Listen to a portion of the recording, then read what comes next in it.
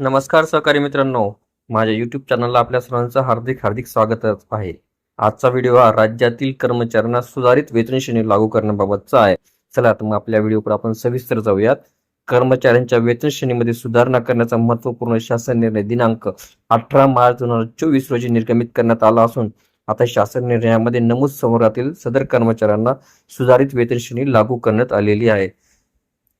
दिनांक 1 जानेवारी 2006 पासून श्रमिक विद्यापीठ नागपूर या संस्थेत कार्यरत असलेल्या व तदनंतर सेवानिवृत्त झालेल्या खाली नमूद केलेल्या संवर्गातील कर्मचाऱ्यांना 6व्या वेतन आयोगानुसार पुढील प्रमाणे सुधारित वेतन श्रेणी लागू करण्यास शासनाने मान्यता दिलेली आहे.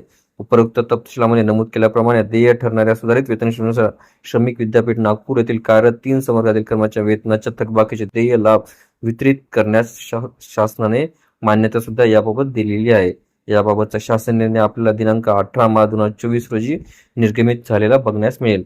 माननीय महाराष्ट्र प्रशासकीय न्यायाधिकरण खंडपीठ नागपूर येथे दाखल मूळ अर्ज दिनांक 26 ऑगस्ट 2015 रोजीचे आदेश अवमान याचिकामधील दिनांक 1 डिसेंबर 2018 रोजीचे आदेश अवमान याचिका दिनांक 6/10/2016 रोजीचे आदेशानुसार तसेच शिक्षण संचालक योजना यांच्या दिनांक 16 सप्टेंबर 2022 रोजीच्या पत्रान्वये प्राप्त झालेल्या प्रस्तावानुसार सदर कर्मचाऱ्यांना 6व्या वेतन आयोगाच्या शिफारशी लागू करण्याचा निर्णय हा घेण्यात आला आहे.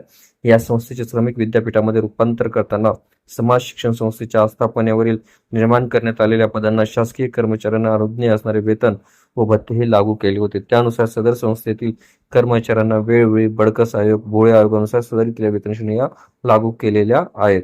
व्हिडिओ आवडले असल्यास नक्की लाईक, शेअर आणि सबस्क्राईब करायला विसरू नका. सध्या तरी आपण इथेच थांबूया. लवकरच आपण पुढच्या व्हिडिओमध्ये भेटूया. तोपर्यंत नमस्कार.